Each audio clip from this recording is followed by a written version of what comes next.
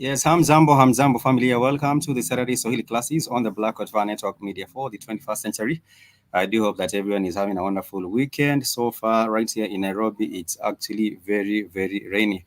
But nonetheless, I do hope that you're going about your business just in the rightful way, and that you are also keeping safe if you are actually tuning in from Kenya, because in different parts of the city and even the outskirts of the city, you will find flash floods having destroyed a whole lot of our property, and in some cases, we also do have lives being lost. Actually, for now, I do understand about more than 90 people have lost their lives right here in Kenya in different parts of the country. For example, with that tragedy that did take place in Mai Mahiu. But nonetheless, I do hope that you are happy to be joining us for class today. And just like any other Saturday, we get to connect and aspire to learn Swahili together with the goal of being able to understand and appreciate and comprehend spoken Swahili as well as written Swahili. The reason why we train Swahili, it's because this is a language that will actually bring about that African renaissance, because a language will connect people, it will also help them reconnect back as an African people anywhere around the world. And I always keep on saying that even for those who are in different parts of the world, for example, Africans in Brazil, I would love to see them also embracing this beautiful language of Swahili. Even those who are in the other different parts of the world, for example, the Caribbean, maybe perhaps I would love to see the proliferation of these languages in Jamaica as well, and other different parts of the world, because once we do have one common language, then we shall be able to break the barriers, because language has been a big barrier for so many years. For example, if you leave Kenya and go to a place, maybe for example like Madagascar, Madagascar being a former Portuguese colony, maybe perhaps you will not be able to communicate very, very well with them. And I do understand, I do believe that Swahili is not widely spoken there. But if there was an effort, or if there was an intentional effort rather, to train Swahili even in places like Madagascar, then I think we would have much more better understanding, because once we do have better understanding, then from there people can start building together as a Black people globally. So welcome to the show. In case you're joining us for the very first time, I would also like to urge you to head over to the network website, which is www.blackhotfirenetwork.com. And once you are on there, you can sign up on the network website, or you can even download the app, which is available on Google Play Store. Just search for the Black Hot Fire Network, and you will be able to see what's going on with the different shows. During the week, there are a whole lot of shows that you can get to check out. And even during the weekend, there's a whole lot of shows that you can get to check out, and also get to engage with us on the Black Hot Fire Network as we build together and as we create that bridge between our African people around the world. It could be in the US, in Canada, could be in the Caribbean, could be wherever, even in North America, South America, wherever we do purpose, that we do play that part in terms of creating or inspiring that African consciousness, collective African consciousness, so that people can move with one voice and people can move with one accord, which would be much more easier than all these divisions that we do have. So welcome to the class. We do have Swahili notes that I will be sharing with us as we move along. And in case you have missed the previous classes, you can just head over to Spreaker. Just go to Spreaker.com and search for Black Hot Fire. And if you go to Spreaker, you can just search for the Swahili classes on Black Hot Fire. And you will find a whole lot of those classes on them, even from way back in 2018 and 2019, you will find classes. And you cannot even have an excuse. But nonetheless, I always keep on saying, when you join us, you are also free to ask questions, because when you are learning from a recorded show, it might be difficult for you to ask a question. But when we are live, then you can always interject and ask a question. And that is how we can keep on learning together. And I do see that we do have Haki Sankofa. Jambo, I do hope that you're doing well. It has been a minute, a whole long time since I saw Haki Sankofa. Haki Sankofa, your Swahili was impressive. And I do hope that you're still keeping at it, because if you do not keep practicing, then it will actually just fade away. But if you're keeping on practicing it with your colleagues, with your friends, with your family, then it is actually quite better that way. Because you might even get to a point where you become, you move from a learner to a tutor. You know, right here on the network, you might move from being a Swahili learner with us on Saturday to becoming a teacher of Swahili in wherever you are tuning from, which would actually be a wonderful thing. And I also keep on reminding us that we do have other resources online. For example, we do have the Duolingo app. If you search for the Duolingo app, you'll be able to see some interpretation of Swahili from English. And that way, you would also be able to use that particular platform to learn. Apart from that, there are so many other resources online. If you just go to YouTube, just search for Swahili, you will be able to actually find it. And I was actually not amused sometimes back when I was looking for, what do you call these? There is a keyword search. I do believe that is the name of the tool. And I was looking for how many people are interested in actually learning Swahili in different parts of the world. And I happened to realize that the number is not good enough. But we also do have some people that have actually felt that apart from just having people learn Swahili, it would also be good if you made it the official language in different countries. For example, in Tanzania, if you go to Tanzania, the people will be conversing in Swahili, and that is how you would be able to also conduct your business. It is a language of commerce, and therefore, once you get to Tanzania, or if you're going to Tanzania for whatever reason, you will still be able to connect with the people using Swahili. Haki Sankofa, how is your weekend coming along? Please do let us know. How is your weekend coming along? And also, where are you tuned in from? I would love to know also where you're tuning from, because it has been a whole, probably like the last time I saw Haki Sankofa on the live was about 3 years ago. So all this time, I do hope that you've been keeping well, and that everything is working out just as wonderful for whatever your endeavors you choose to pursue. So these are the notes for our Swahili classes, and I do believe some of us have these particular notes. In case you do not have those notes, you can just drop me an email, and I will just throw me a blank email with the title Swahili notes, and I'll just share the notes with you. Haki, I believe you had the notes, and also some of the family also did have the notes. So this particular course is just a simplified crash course, for Swahili language learners, and that are keen on acquiring knowledge and understanding of Swahili, which is a beautiful Bantu language spoken in Eastern and Southern Africa. If you go to places such as Tanzania, Malawi, Rwanda, Burundi, the DRC Congo, even in some parts of Zambia, you would actually be able to find or come interact with Swahili speakers. And I believe even maybe perhaps even Zimbabwe. I'm really not quite sure on that, but maybe when I come across the sister Rumbi, I will ask her, Rumbi Zaya would ask her whether they speak any Swahili in their country. But nonetheless, even for the people of Zimbabwe, would love everyone to learn this language. This is a short course. It's not quite long. And it's meant to help the learner understand and appreciate the Swahili language, and also help the learner explore the different ways in which the language is developing. And apart from that, we also want the learners to achieve basic communication skills using Swahili. The last week, we were talking about Swahili dialogue in a different context. And we shared an example of a Swahili dialogue at the market. We also shared an example of a Swahili dialogue in a home. And we also did share an example of a Swahili dialogue, I think, in a class. I do believe that is what we did last week. And for today, we do hope that for those that are joining us, we shall just pick it up from last week. And from there, we shall build on that knowledge from last week. So welcome to the show. Once again, we do say Karibu Sana, which is Sana is meant to emphasize. If someone says Sana after anything as a prefix, as a suffix, then that is understood to be just a way of emphasizing. If someone says Karibu Sana, if someone says Asante Sana, if someone says Pole Sana, we learned last week that is how you simply emphasize. And we do have different common courtesy words. For example, tafadhali, which we also did learn last week. If someone just wants to maybe perhaps plead, or maybe they want you to excuse them, then they would simply just say tafadhali. If it's a sister, they would say tafadhali dada. If it's a brother, they would say tafadhali kaka. If it's an elderly lady, they would say tafadhali mama. If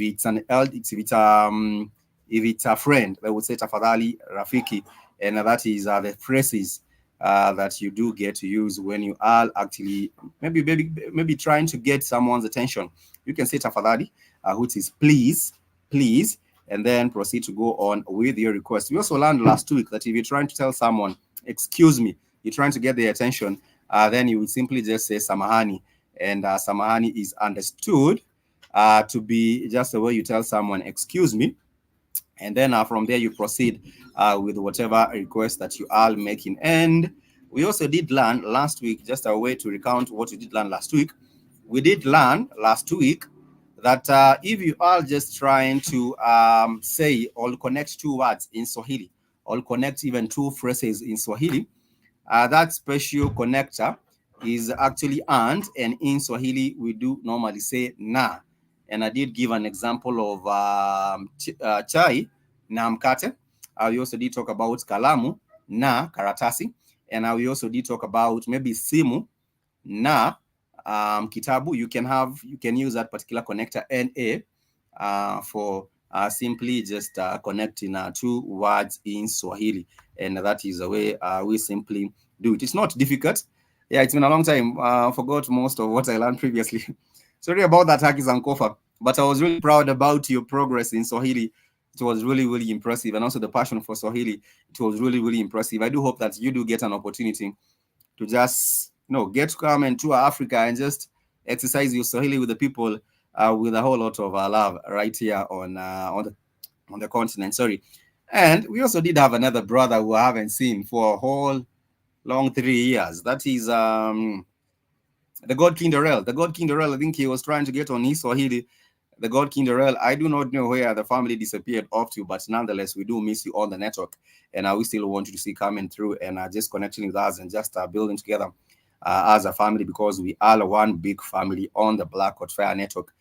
One of the things that I've realized is that Swahili in Uganda, which is Maria's country, Uganda, they are not as keen. Uganda is not as keen with Swahili as we do have other East African countries, which is quite a shame.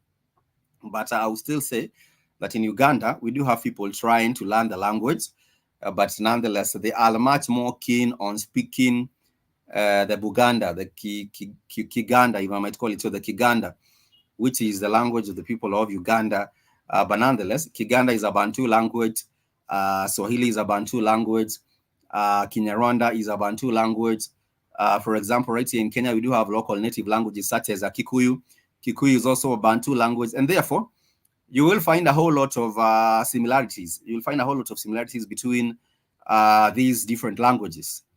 And for example, if you're talking about going into Rwanda, some things they will say, you'll actually just catch up on the words because they are also, they are also Bantu words originally. And therefore, you will find that apart from that foolishness of our people thinking that we are different, and those folk tales that tell you, there are some folk tales that you used to hear when you were kids, and these were stories about the origin of this community. For example, they would say the origin of the Kikuyu community. The Kikuyu community actually came from the Mount Kenya, and there was the gods actually created them there, and some other different kind of things that they will tell you, which is folk tales.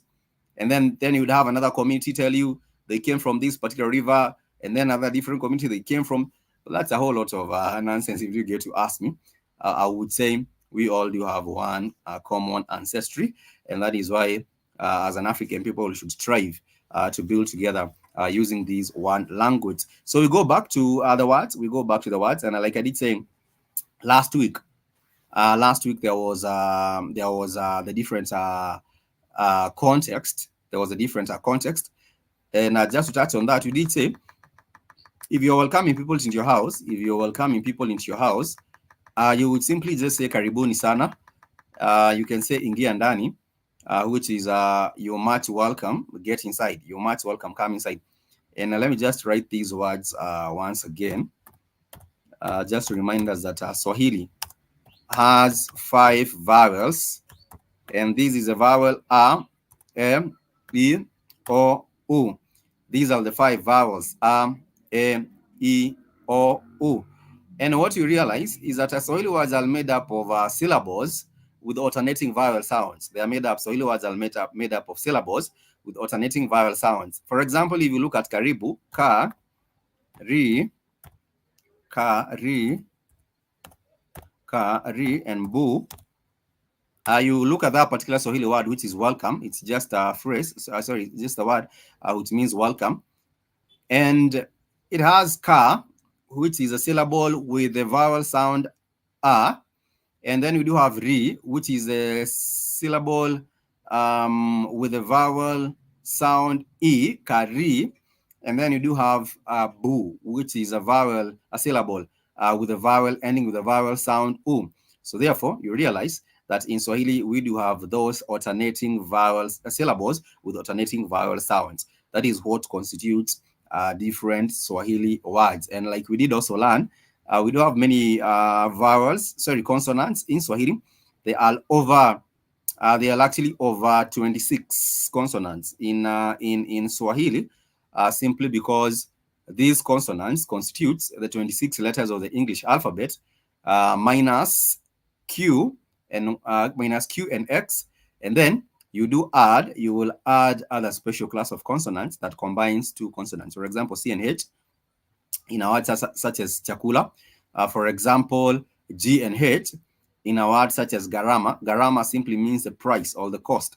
For chakula, we already learned that chakula is our food. So if you're just trying to ask for some food, you would say tafadhali, ningependa chakula kidogo, which is please or kindly, I would love to ask for some little food, which is chakula kidogo. Kidogo is simply the way you do say a little. Kidogo, you just say a little, but for sana, for a lot, you do say sana.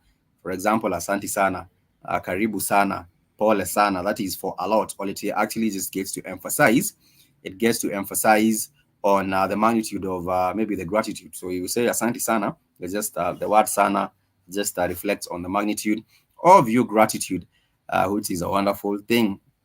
In case you do have a question up to that particular juncture, you're free to ask.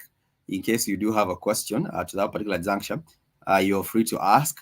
I would love to respond even as we move along. And I would also like to add this for those who haven't joined the Black Hot Fan Network WhatsApp group.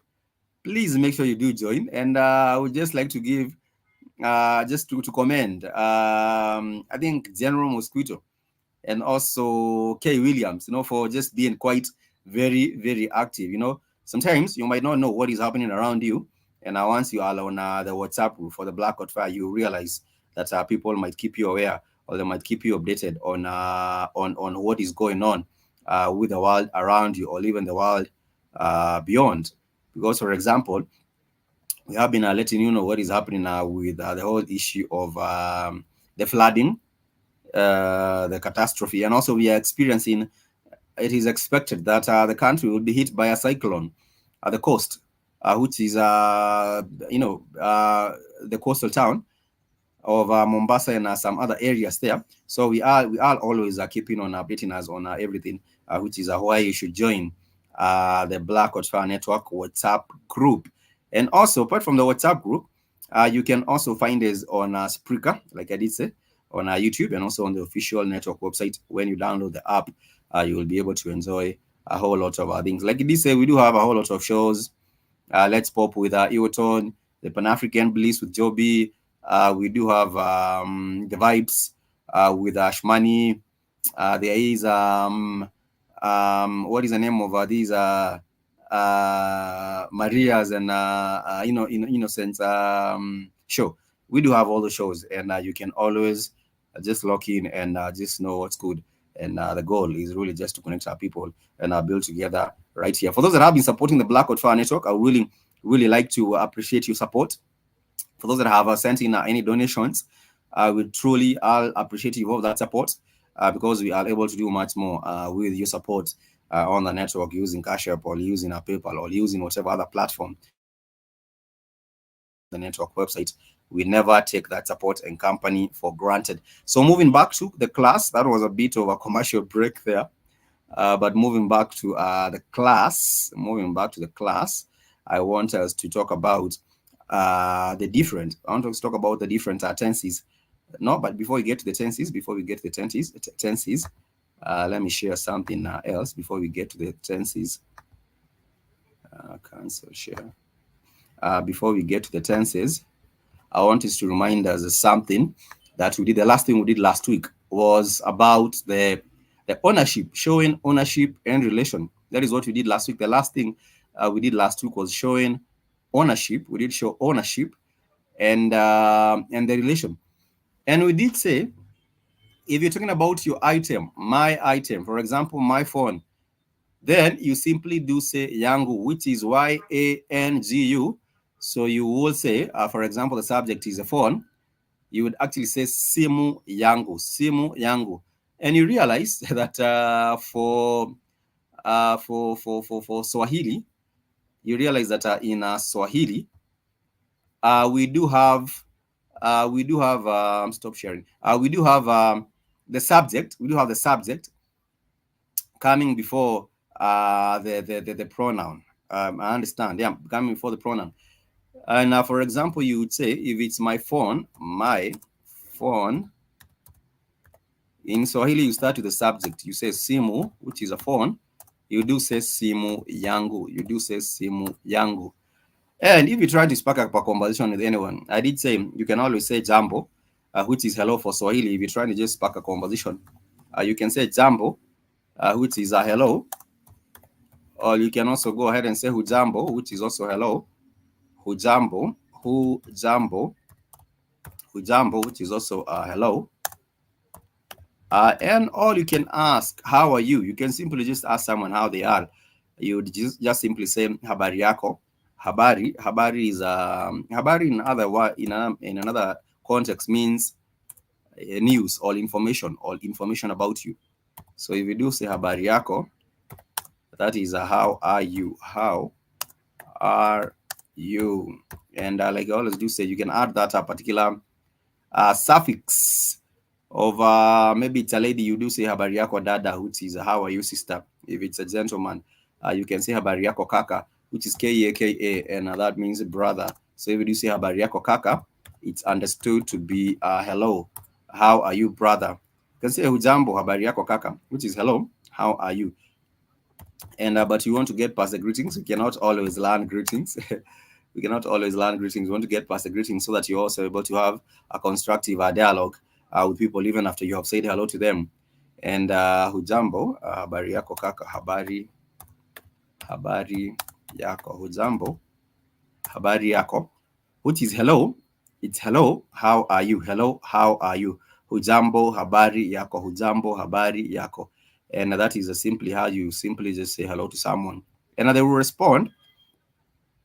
If someone says hujambo, you will respond to them and say sijambo, si jambo, which is a response, which is basically the response. You say sijambo, you would actually, that would be the response of hujambo. And if someone asks you habari yako, you respond and say nzuri. Nzuri means good. Nzuri means good.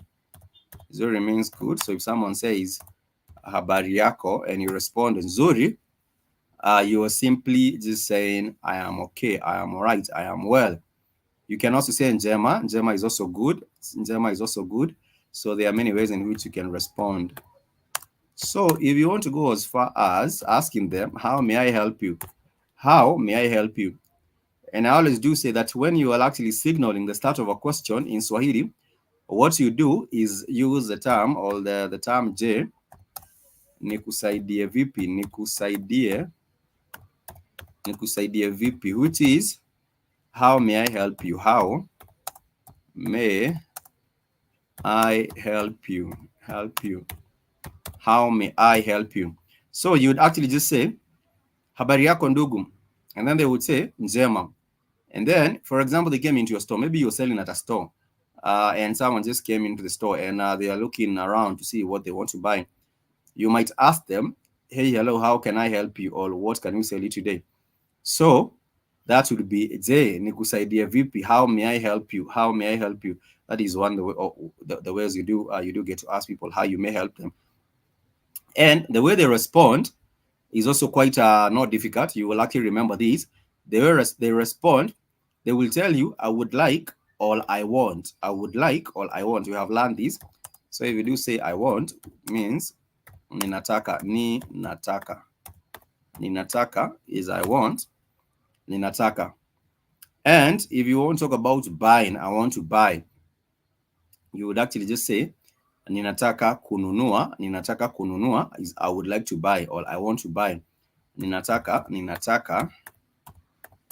kununua, which is I want to buy. I want to buy. I want to buy. And remember, when you're talking about questions, for example, what would you like? Where are you going? Who are you talking to? What are you looking for? Things like this. I believe we have already learned how to actually cue these particular words. And let me just show you how you get to do that, because it's very, very important that you are able. It's very important that you are able to ask questions, and it's also very important that you are able to respond. So how you do get to ask the questions? How you do get to ask the questions? For example, for who, if you're asking who are you talking to, or who are you speaking to, or who are you calling on the phone? If you want to ask who, that is simply translated into nani, N-A-N-I. It's not like the nanny that you leave your kids with. I'm talking about nani, N-A-N-I, which is how you ask who are you talking to, who, nani. So if you're asking who are you speaking to, in Swahili, you would say, je, unaongea na nani? Je, unaongea na nani? Which is, who are you speaking to? Who are you speaking to? But if you want to ask or inquire about where, for example, where are you going? Where are you headed? So where in Swahili translates into wapi. So if someone is asking where are you going, hujambo, hujambo, unaenda wapi? Unaenda is going, enda is going. So if someone asks, je, unaenda wapi? That would be where are you going? Where are you going? So if they want to ask about when will I see you? When will I see you? For when, we translate that into lini. So if someone is asking, when will I see you? That will be, je, nitakuona lini? Je, nitakuona lini? Apart from that, if you want to inquire on how, the style or the method, like how will you get to the city? Will you go by train, or will you go by by whatever. How will you get the city? How in Swahili is translated into VP, or you can also translate that into aje. So if someone is asking how will you get to the city, you would simply just say utafika jijini VP, utafika jijini VP, which is VP is translating into how will you get to the city, and the city is jiji. So if someone asks je utafika jijini VP, it's understood how will you get to the city. But if you're asking about what what shall we have for dinner, what shall we have for lunch, what shall we do for about this and that, what this and that. So if you're asking about what, then you would actually just say nini.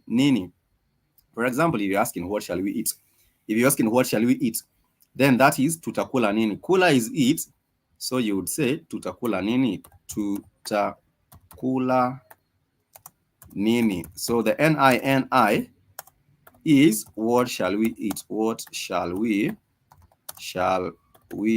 eat. Some years back, Kido was making a joke, and he was saying that when he used to go to his auntie's house and also the grandmother's house, the only important question that they would ask all day is, what are we going to have for dinner? What have you? Should we eat this? Should we eat that? So the conversation always revolved around food, and people are there making a whole fuss about food every other minute. Then you just wonder what is going on.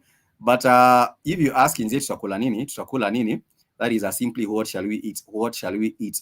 And you can respond, because I have talked about the different dishes that we do have right here in Africa, particularly in Kenya. If you're talking about you want to have rice, you would simply just say ningetaka, which is I would like, ningetaka kukula mchele. Kula is for eat. Hey Spikes, habari yako kaka? Nzuri, njema kabisa, all salama kabisa. Any of those responses are actually very, very accurate, and I'll be happy to have you in class with us for today. As I was just saying, when you're asking about what shall we eat, and Akido was making a joke some years back, saying that when he used to go to his auntie's house and the granny's house in the south, the conversation would always revolve around food. So what should we eat? Should we eat this? Should we eat that? And that was particularly funny. I found it to be funny. But anyhow, so when you're talking about another question, there's also another question that you can ask, which is rather not difficult, which is there's also another question that you can ask. And this is which. So if someone is asking, which computer should I use? Which computer should I use? So for which is translated into gani or ipi, IPI, gani or ipi. So you'd ask, je, nitatumia mashini gani? Je, nitatumia mashine gani? Which is, what machine will I use? What machine will I use? And it's not difficult. It's not actually difficult. And you simply just get to say it like that. For other examples, where did that go to? For other examples, you might say, mkona nani? That simply just means, who are you with? Who are you with? Because nani is for who. And it's not the nanny that you leave your kids with. It's NANI. If someone is asking you about where are you? Where are you going? For example, for where are you? You simply ask uko wapi? Je, uko wapi? Wapi is WAPI. Wapi is WAPI. So that is, where are you? Je, uko wapi? Je, uko wapi? And if someone wants to inquire about when shall we meet? When shall you come back? You would simply just ask, je, utarudi lini? Which is, when will you come back? Because lini, LINI, simply translates into when. So therefore, if you're asking when will they come back, je, utarudi lini? That is when will you come back? When will you be back? And for the other example, for how you do it, if someone wants to ask you, how did you do it? If someone is telling you, oh, my phone fell and I just repaired it, and you want to know how they repaired it, you would ask, je, ulifanya vipi? Vipi, which is VIPI, which is VIPI, is how translates into how. And another thing which you also get to realize that for VP, which is VIPI, there is a slang for Swahili, which is how. So in Swahili, if you go move around the city, they know we call it Sheng. It's Swahili, but it's not really plain or legit Swahili. So what happens? What happens is that someone might ask you VP. If someone says VP, they are asking you how are you, but it's like now shortened. So VP can also be a greeting. VP can also be a greeting in the context of mostly in the context of mostly in the urban settings. VP. So if someone says VP Kaka, you might respond and say salama kabisa. You respond and say salama kabisa. So salama simply means well or fine. Means well or fine. It means well or fine. So therefore, if someone asks VP Kaka, you can respond and say salama. You might say salama sana, and sana is for emphasizing a lot. I'm very well, I'm very fine. And you might also say njema sana, which is also another way of emphasizing. And there are those slang words which are not quite Swahili. There's also another one which is mambo. Mambo is stories. Mambo is stories. Mambo refers to like stories. But if you move around the city and someone says mambo, you respond and say fiti. You can respond and say fiti, or you can respond and say poa, which is POA, which is also well or fine, which is also fine. So there are many ways in which you will find people saying hello to you, and you're just wondering. Spikes told us that people say hello as Ujambo, and this one just asked me about VP. So if someone just says VP, I'll just respond and say poa, or you can respond and say fiti, or you can respond and say salama. All those words are actually very, very accurate for a response. So someone might say mambo sister, or VP sister.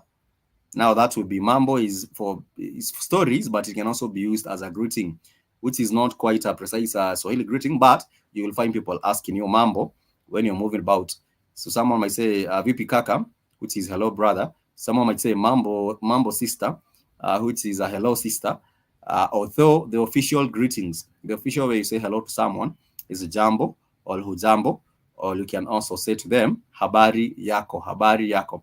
Those are the official ways. But if anyone also comes around and engages you in that particular way, which they just told us or taught us, then you can always respond to them and say salama. You can respond and say fiti. You can respond and say poa. So if someone says like, how was your day? They will come up and say, hujambo dada, umeshinda vipi? Hujambo dada is hello sister. Hujambo dada, which is hello sister, which is hello sister. Hujambo dada, hello sister. And if someone wants to know how was your day, or how was your day, how did your day come, how was your day, I might ask umeshinda vipi. Let me write it down. Umeshinda vipi? Umeshinda vipi? Which is how has your day been? How was your day? Umeshinda vipi? How has your day been? Has your day been? And if someone is just as polite or courteous, or they just want to know how your day has been, you respond and say siku yangu, which is my day. Siku yangu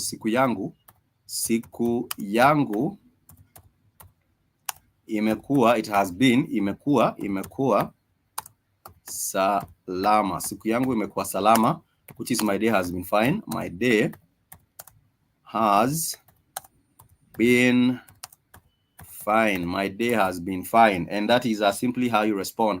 And I say my day has been fine. And in case you're just acquainted, you're just getting acquainted to someone, This is the very first time that you're meeting a brother or a sister or an old lady or an old man, and you say hello to them, which is jambo or hujambo in Swahili, and then you want to proceed and know their names. You can ask them, je waitwa nani, je waitwa nani, which is what is your name, what is your name. Je actually just signals a question. Je waitwa nani, waitwa nani, which is what is your name, what is your name, what is your name, which is simply when you're trying to get to make friends and you just go to getting acquainted with people, and you just want to say, you saying hello, which is jambo, and then you might proceed and ask, je unaitwa nani, je unaitwa nani, or je waitwa nani, which is what is your name. And if someone asks what is your name, if someone asks what is your name in Swahili, you respond and say jina langu ni, which is my name is. So you'll say jina langu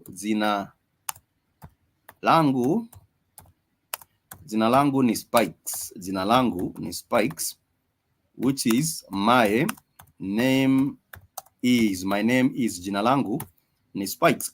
Or you can say ninaitwa, I am called, or my name is ninaitwa Spikes. You can say ninaitwa Spikes, which is they call me Spikes. They call me Spikes. They call me Spikes.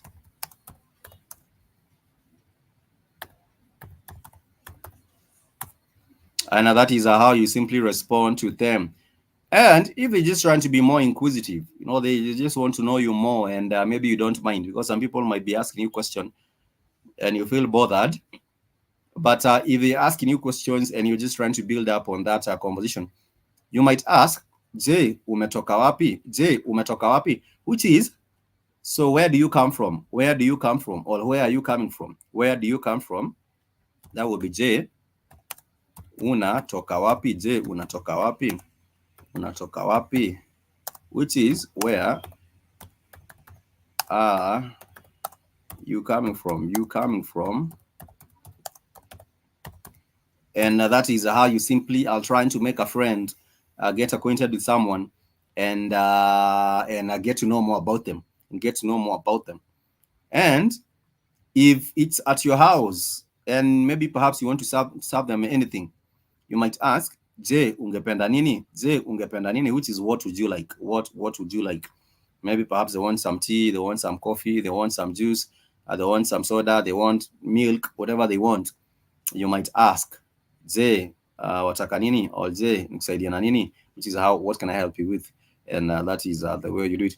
And if someone extends you a particular courtesy, maybe they serve you with a glass of water or a glass of juice, and you just want to tell them thank you, you simply just say asante sana, which is thank you so much.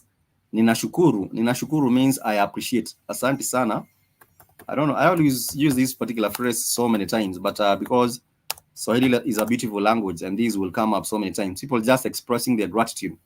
If someone says habari yako ndugu, karibu sana, if you're just passing by and they just want to welcome you, and you would actually just say asante sana, which says thanks a lot. And you might say ninashukuru, which is I appreciate. Last week when we were learning ninashukuru, I appreciate.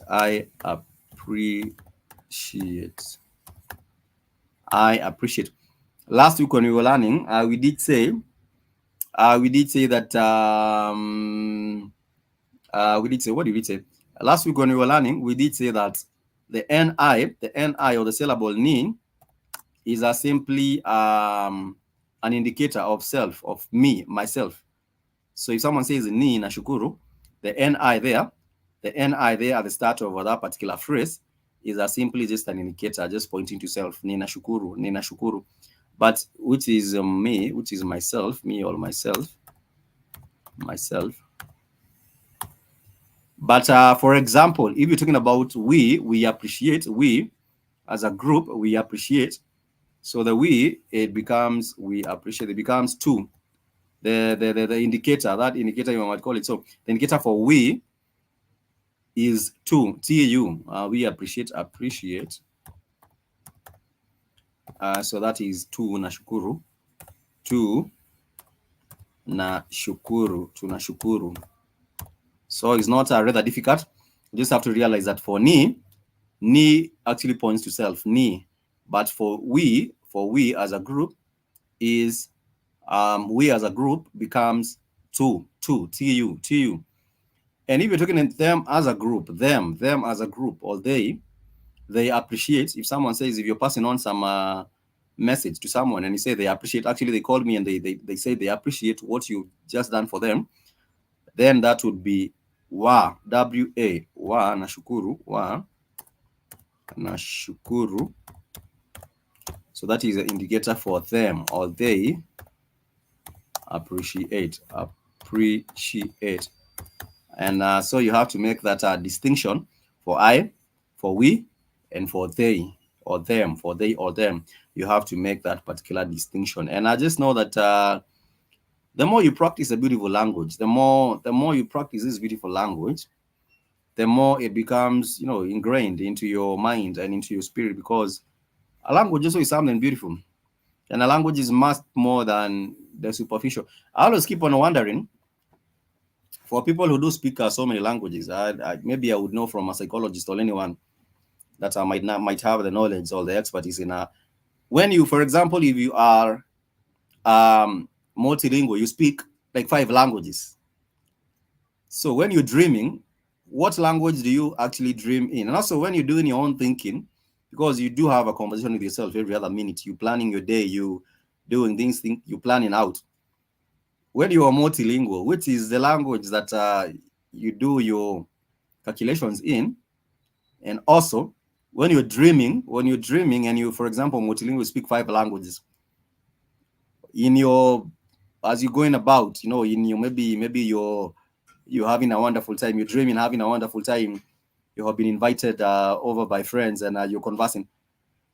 What language are you actually conversing in when you're multilingual? Is it your vernacular? Because, for example, in Africa, we do have so many languages, 1,500 languages. So for some people, you find them being speaking 4 languages and things like that. But that is just my question.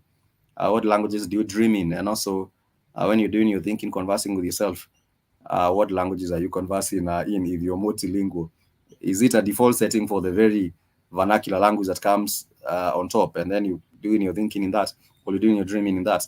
Because the language is very, very important. And I think the person and the language, there is a very, very deep connection between you as a person and also the language you speak and the language you embrace. It's very, very powerful because, for example, for the French, when the French came to West Africa and they were colonizing the people of West Africa, one of the strongest tools that French used to colonize or take over this particular place is language. So you would find, you guys are told your language is trash, so we want you now to be assimilated, because the French used to use assimilation. And so therefore what would happen is that the French would make sure that these people have been trained and maybe perhaps forced or coerced to now adapt this colonizers' language. And then that is also another way of making sure that now they program it, because with the language also comes programming. And I have seen countries that speak their own languages. For example, if you look at the Russians, maybe there's an assembly or a UN assembly or something else, or there's an Olympic and they are there. The Russians are very keen on speaking their own language. For the Africans, however, because of self-hatred and how we do not really love ourselves so much or take value or pride in our languages, I have seen someone, for example, there was a Kenyan athlete. Let me just even give this example of a Kenyan athlete. This Kenyan athlete, he was trying the most to speak in English. He could not speak any English. He could not speak. Let me see if I could find this particular video, because this was quite a hilarious one. He could not speak any English, but he was trying to force it. For him, he felt that he has to force it. I believe his name was Lokong. If I'm not, I believe his name was Lokong. and he really did a mess. Let me see if I will find this video. Because we have lack pride in our own languages. So this guy tried. I think he had won. He did very well in the. He did very well in he did very well in running, but because of not valuing his language, he decided he would rather speak in English, which was you couldn't really understand what he was saying. And let me just share this particular video, see what you make of it, because we do have a problem embarrassing ourselves and just doing things that are not actually of any benefit to us, like these athletes here, and this was crazy.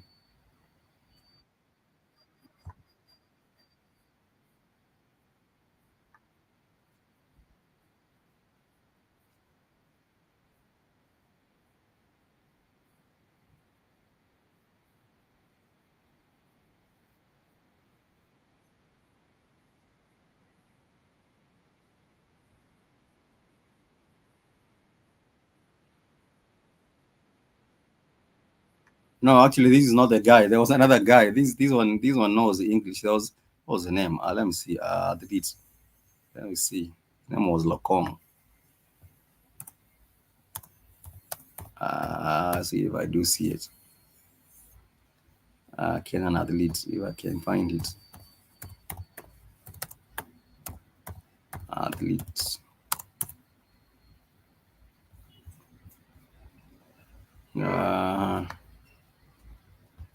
This is a guy. His name was Charles Lokong, but he's really struggled.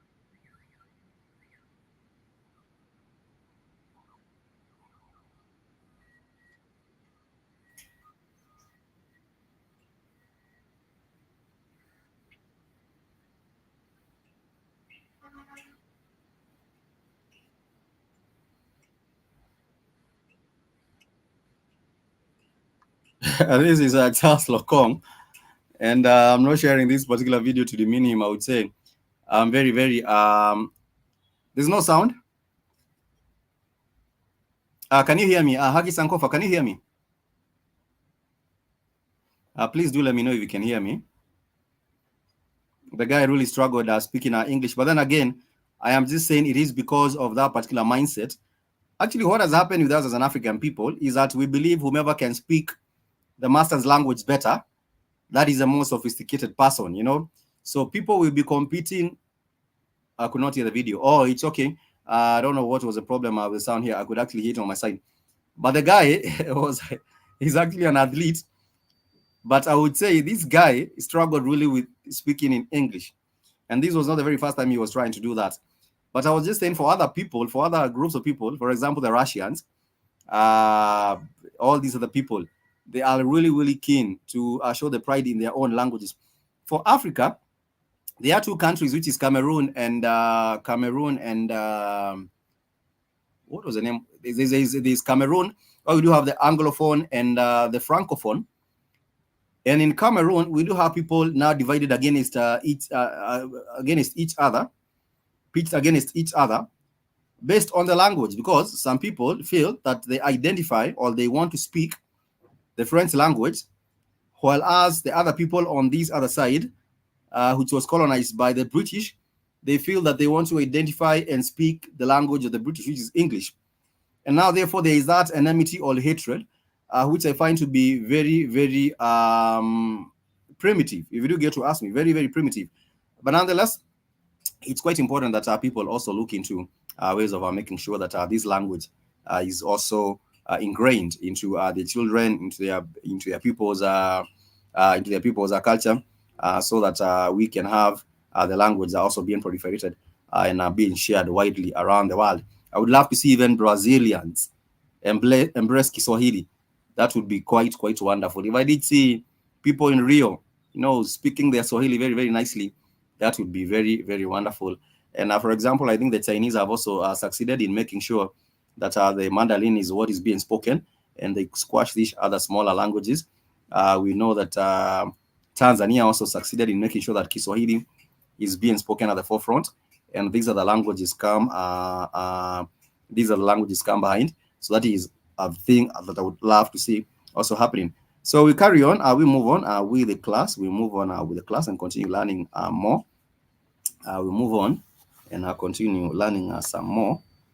Let me go back to the notes here. So I've given us some examples of if someone wants to ask you, what is your name? They might ask, jina lako nani, which is what is your name? Or they might ask, je, waitwa nani? Nani is simply who. And if someone is asking where you're going, people might ask, unaenda wapi, which is for where. And for what, you simply say nini, N-I-N-I. So if someone is asking you what brought you here, you would say nini kilichokuleta hapa, and that would be you'd respond and say nimekuja, which is I've come, kuchukua mzigo wangu, which is I've come to pick up my luggage, or something like that. And if someone wants to ask you what shall we eat, or which fruit shall we eat, someone would ask, je, utakula tunda gani? Je, utakula tunda gani? Because which translates into gani, G-A-N-I. So from there we jump into the days of the week, because these will also come up in our conversations. For example, if you're talking about a Sunday, you realize we do say Jumapili. Jumapili, for all the days of the week, from Monday to Wednesday, and even Saturday, these names do have that prefix, which is Juma. And then the way these words originated, or the way they are made, is that these words combine Juma, which means a day, and then they combine the numerical. For example, Pili means second, so it would be understood to be the second day. The second day, which is a Sunday, they call it Jumapili, because it is understood that Sunday is the second day. For Saturday is called Jumamosi. Juma is the day, and Mosi simply means one. So therefore, Saturday is taken to be the very first day of the week. And then for Monday is known as Jumatatu, which is the third day of the week, according to the Swahili language and culture. For Tuesday, we call it Jumanne, which is the fourth day, or the fourth day. And for Wednesday, they call it Jumatano, which is Juma day, and Tano means 5, so it's understood to be 5. For Thursday is the only Thursday and Friday they do not have a Juma as a prefix. For Thursday, it's simply known as Alhamisi. So for Friday, it's called Ijuma. For Friday, it's called Juma. So if someone is simply wishing you a happy and productive day, they want to wish you a happy and a productive day, they would simply say, kuwa na Ijumaa mufti, or kuwa na Ijumaa nzuri. Nzuri is for good, so have a wonderful Friday. If it's for Saturday, they would actually tell you in the morning, habari ya asubuhi, which is how is your morning, habari ya asubuhi. If you met them in the morning, they would say, jambo kaka, habari ya asubuhi, which is hello brother, how is your morning, which is habari ya asubuhi. And they would say, kuwa na Jumamosi nzuri, which is have a wonderful Saturday. And when you're talking about days of the week in terms of tomorrow and yesterday, tomorrow we simply say kesho, and for yesterday we simply say jana. So if someone says habari kaka,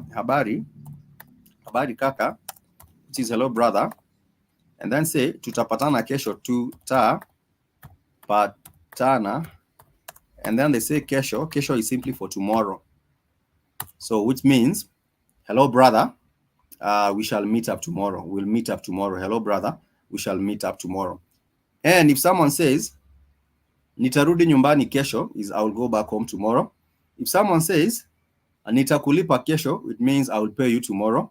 If someone says, nitakuzawadia kesho, whatever they start and then end that particular sentence with kesho, know that they are actually talking about tomorrow.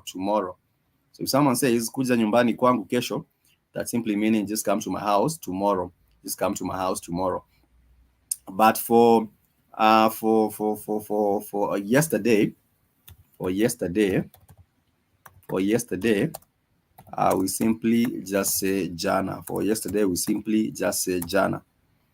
So if someone says tulipatana jana, we shall be learning about tenses as we move along.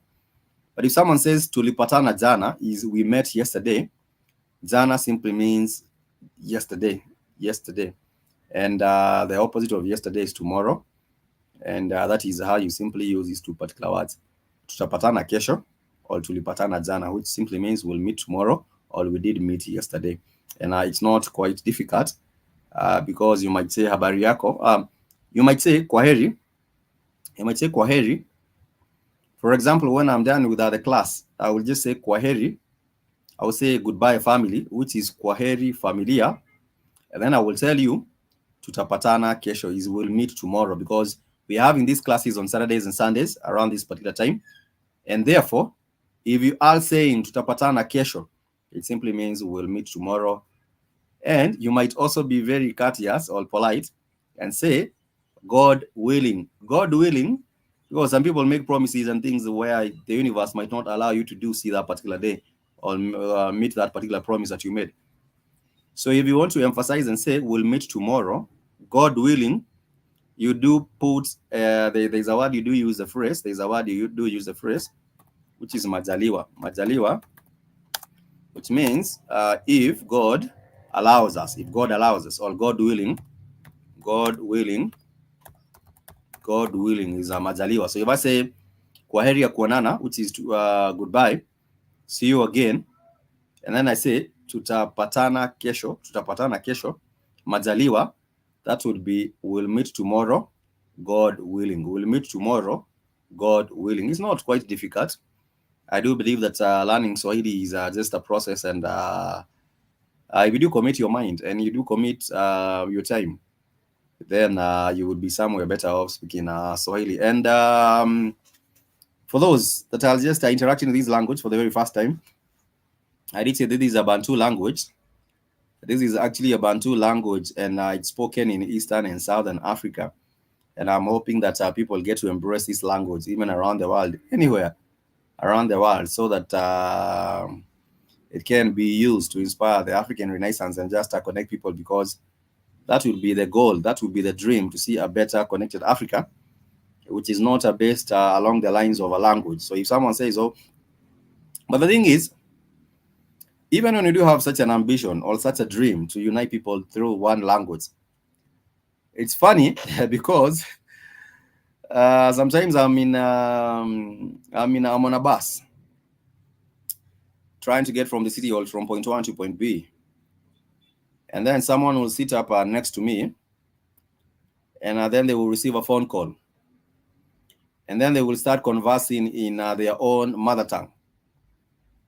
Funny, because sometimes I cannot really tell what language, I cannot place this language. What language are they speaking?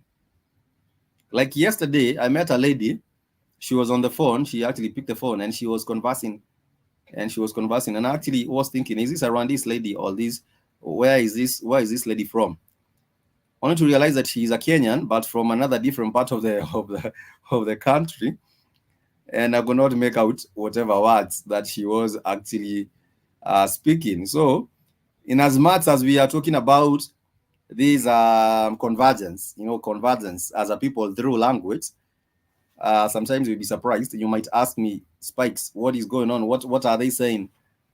And I will tell you, I'm just as clueless as you are. If they're not speaking in Swahili, or these are the mother tongue vernacular languages, I do not know what they are saying. But nonetheless, there is a difference when it comes to the group of languages or the classifications, because you realize we do have the Cushitic people, the Cushites. We do have the Nilotic people. we do have so many other different subgroups, and therefore the word patterns, the intonation and everything else, it's quite different. And therefore, even if I'm trying to understand, just listen, low-key listen to what they're saying, because if someone is just next to you and they're calling on the phone, but just want to peep into their privacy, and I just hear what is going on, what is going on, and you will not know what they are saying. That is crazy. And there's also another thing which has to do with psychology. When people are on a bus or wherever they might be, and they are conversing in a language that you simply cannot understand, you feel locked out. You will feel locked out of that particular conversation. So if you're trying to come to Africa and you just want to reestablish your roots, like what is the name of this brother? Like go black to Africa, or what is the name of these brother and sister? Their name is the Bagakers of the Gambia.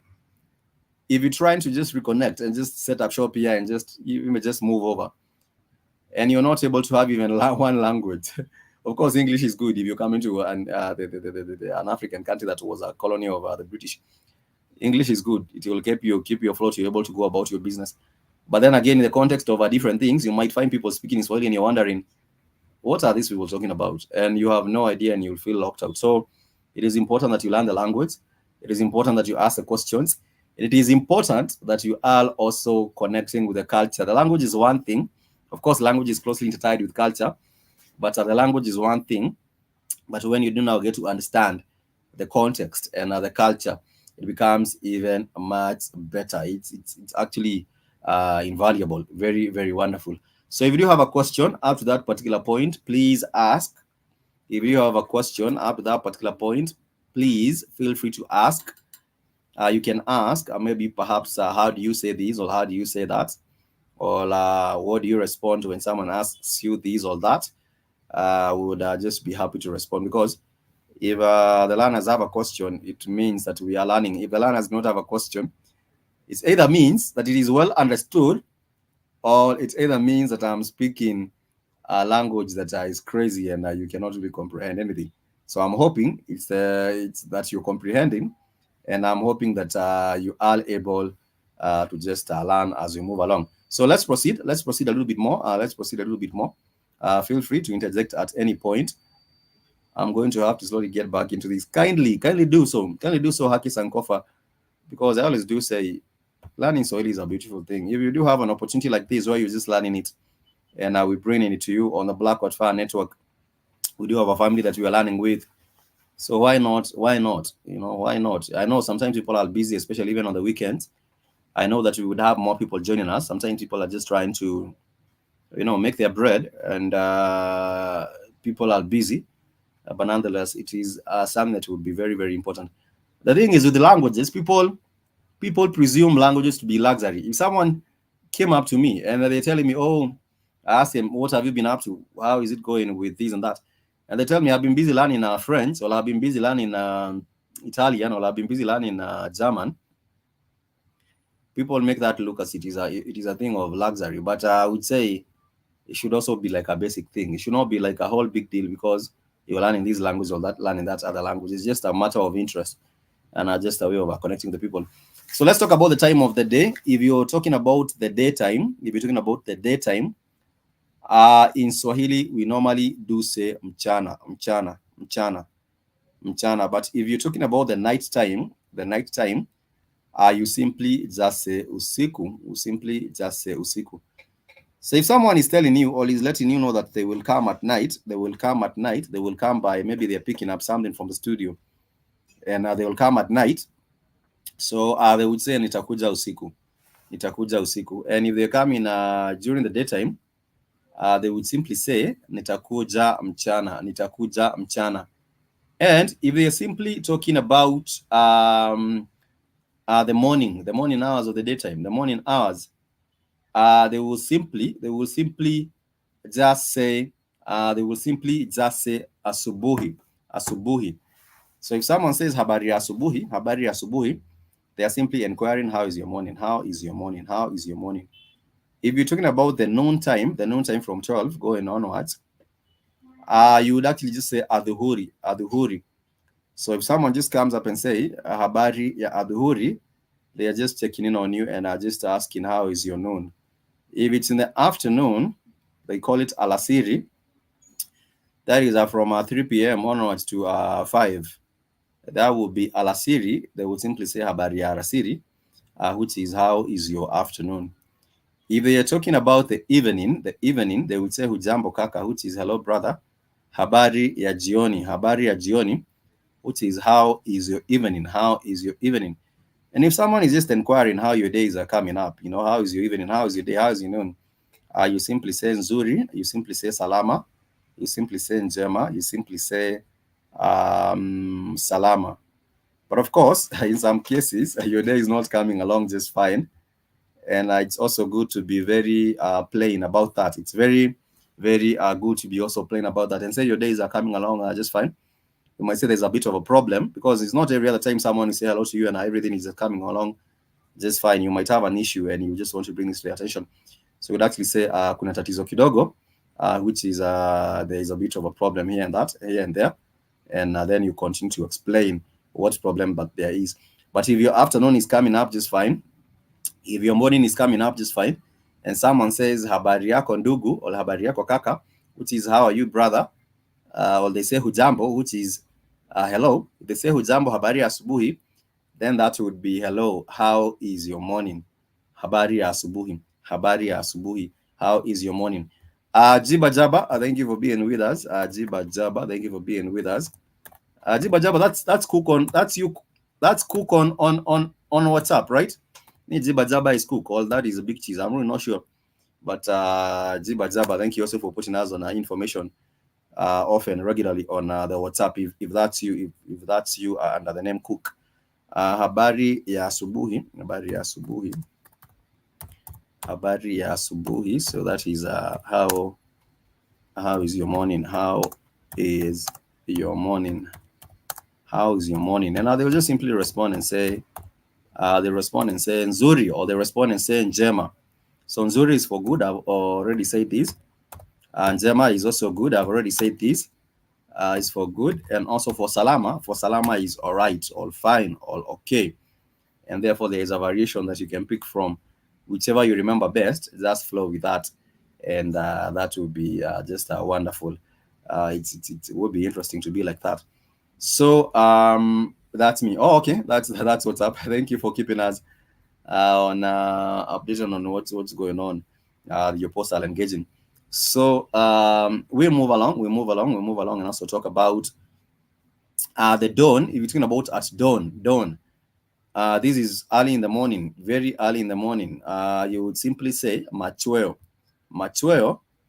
Only problem is for me, like there are some words in Swahili that really don't pop up in conversation regularly. Many people will not know what dawn is, which is macheo. Sorry, many people will not know what macheo is. If you're asking people habari ya macheo, some people will just look at you crazy because this word is not really often used a lot. People just prefer using asubuhi to generalize the whole morning, whether it's dawn at daybreak or whatever. They just want to use asubuhi. And then for dusk, which is machweo, people really also hardly use the name machweo. People rather just use jioni, habari ya jioni. So they do not really go into the sunset. They just talk about jioni being the evening. And that is the most popular word that guys get used, because some words in Swahili you hardly come across them anyhow. You hardly come across them anyhow. So this is also another lesson, the lesson 2. I don't know if we should go into this. We might get into this tomorrow, which is Swahili grammar, the nouns, the verbs, and the adjectives. And then after we finish that, we shall go into the spelling and pronunciation of Swahili words. And we shall be starting with the nouns, because it's very important that we understand the names of our places, the names of our people, the names of our things. These are nouns, and in Swahili we just call them nomino, Nomino, or you can just call them majina, the name of a person, the name of an animal, the name of a place, the name of a thing, the name of an idea, the name of an event, one basic part of a speech in any language. And there are 9 noun classes in Swahili.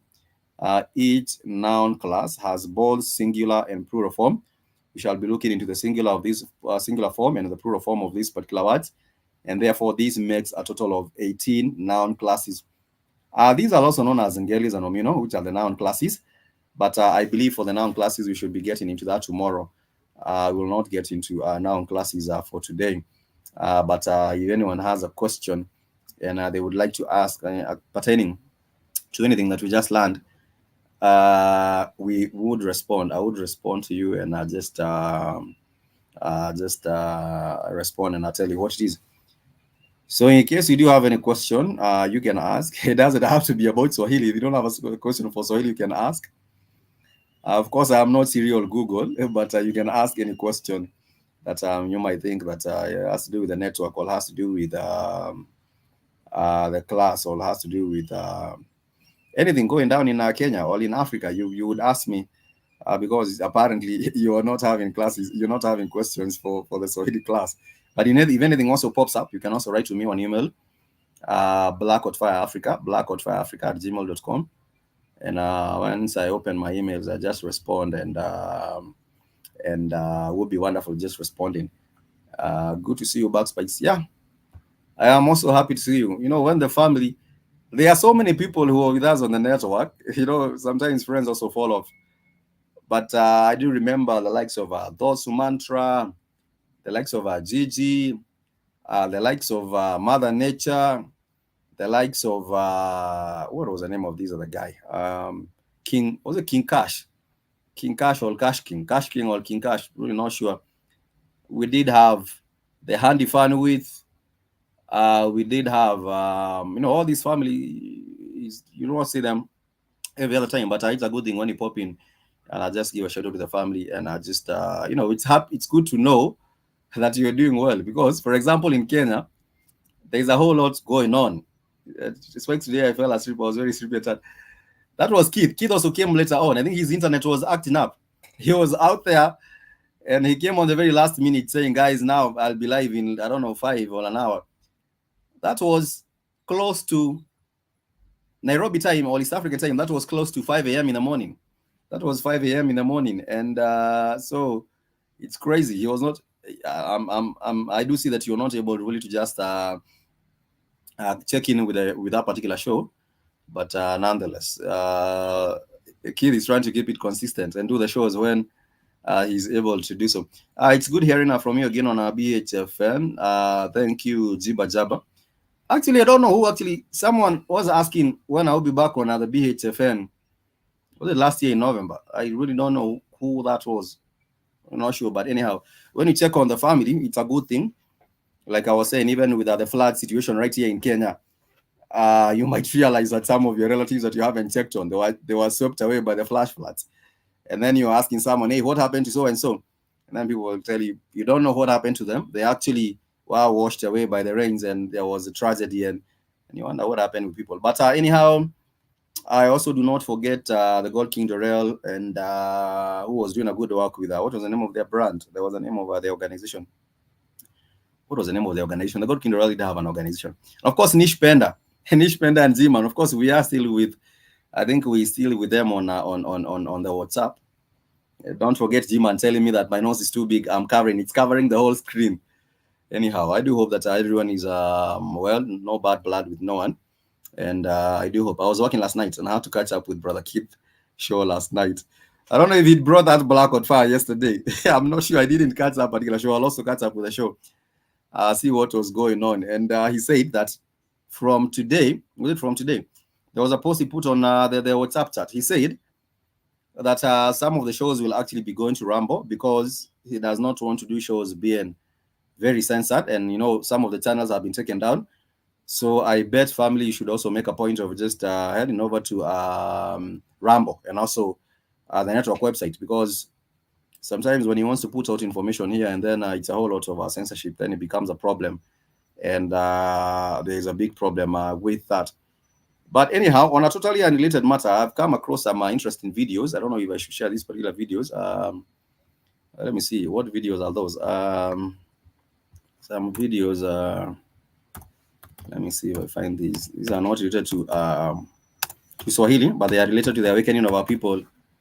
Because if you are told something and you never get to ask or question anything, and you take whatever someone tells you for the truth without actually researching or questioning, then you'll actually be taken for a fool. And this is what has happened with we as an African people. You realize that the African people have been told tales, they have been told lies, they have been told so many things. And there was this African queen. She was actually just poking questions at what has been told to the African people. And she's a South African.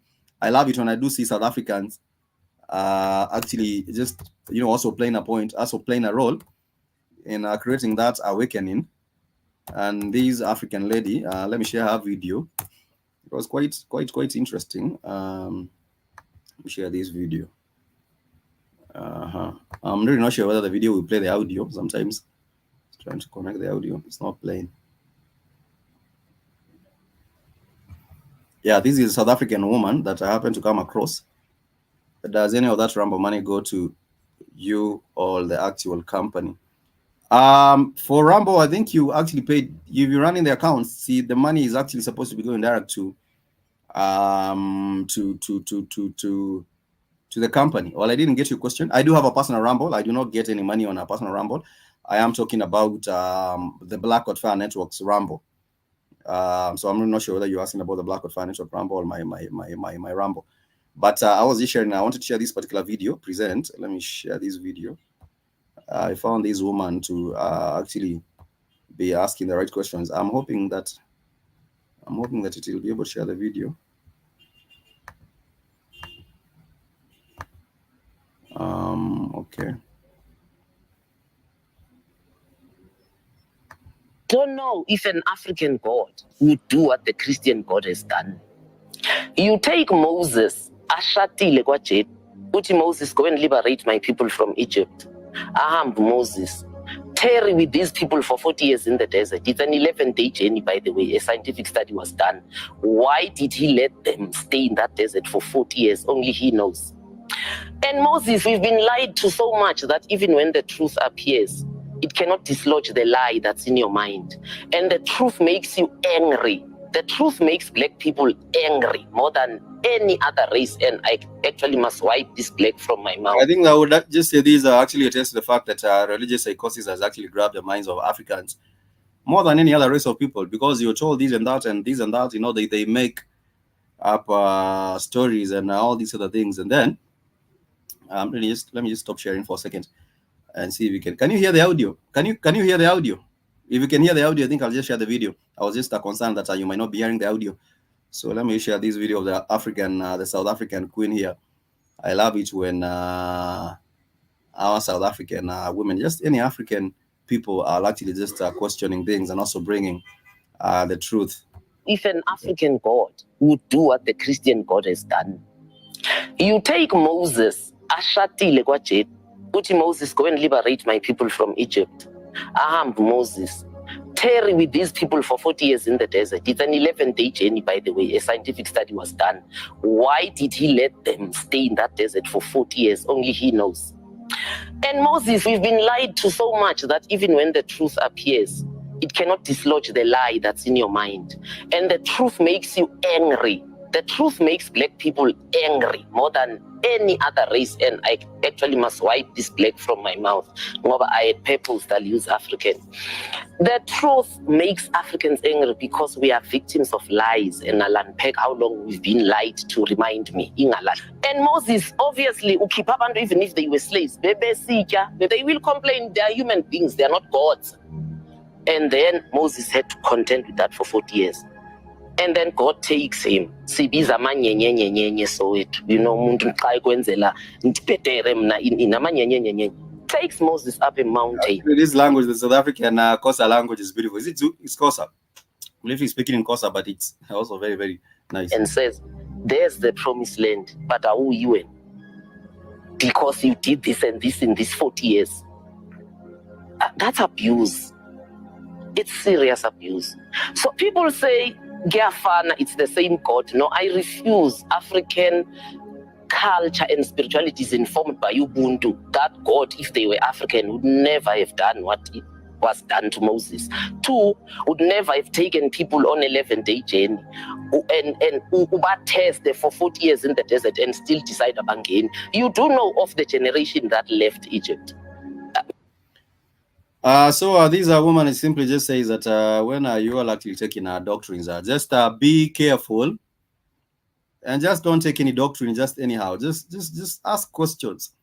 If someone comes up like the flat earthers or the whomever, they come up with their reasoning, and you just take it for fact, then you're going to be in a very very rumor shows and the rumor has it Moses and the Israelites. You will find a whole lot of things going on, especially with that Moses story. Apart, of course, there are so many other stories that are told, but with that particular Moses story, you will find all sorts of fictitious doctrines, and you just wonder what's going on with that. It's crazy if us as an African people just decide to take anything, any doctrine, anything that is cooked up. So today it's like this and that, and then we take up any doctrine. And then for this particular woman, this is a South African queen. She actually says that for the African people, she says that the African people are actually disturbed by the truth. You know, they do not really.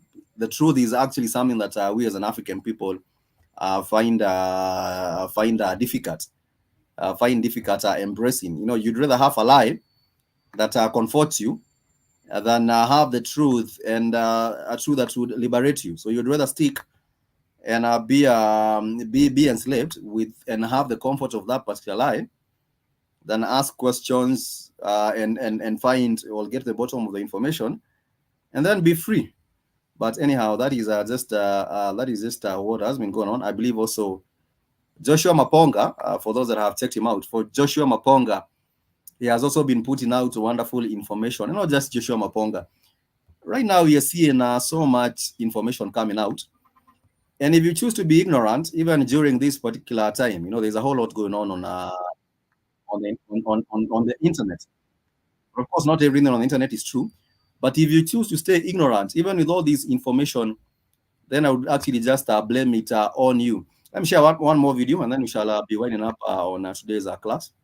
There is also another video which I found to be quite interesting, and I would say we as an African people should do our own thinking, and from there make our own determined conclusions. You know, just to find or to make our own conclusions on the matter. You find, for example, in Kenya, they found an astronomical observatory 300 years before Christ. On the basis of the alignments of the stones of that observatory, they found Africans had built one of the world's most accurate prehistoric calendars. They found very complex astronomy among the West Africans. Sadly, this video, the volume is quite low, but I just share it on. These are the Dogon people, and The also the man's making of the empire. calendar, Plotted an and also invisible their knowledge star, of a white the dwarf, which astronomy. we, when I This is say what the we, I brother mean is talking modern about, and this was not just astronomy, information in only Dogon became people of aware of in Mali. the 20th This century. was even with people, because people would move around in Africa. So I thought I should share this particular one, but unfortunately, the video is the audio is quite bad. I'll just share it with us on our network on the WhatsApp group, and I do hope that you will be able to catch that particular one and also learn a thing or two. Yes, curiosity is a challenge. Stupidity is comfortable for most. Yes, people would rather, you know, this is stupidity and this is just nonsense, but you would rather stick to that particular one because that is where you feel that is where the comfort is at. And we as an African people have desired comfort rather than even freedom, because this information would actually liberate your mind. But anyhow, I really hope that with the new generations, you know, the new generation, upcoming generation, even currently, people can engage in ideologies and also bring out the light of the matter. We shall be winding up on today's class, and I want to wish everyone a happy and a productive day. And I'll leave you with this particular jam, but is by the one and only Lex the Wolf. It's known as Inhale. Inhale the good things, exhale the bad things, and you know, we say that inhale the good vibes. And this is the jam.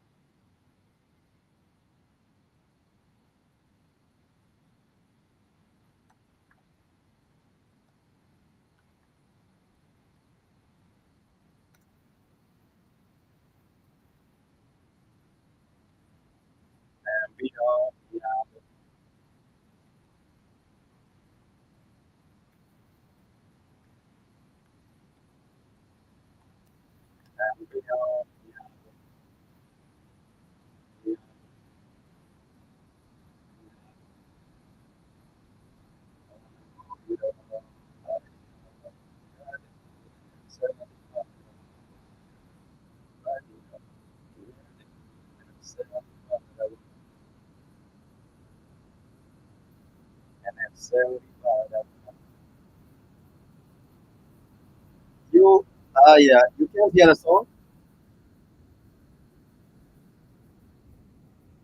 I don't know.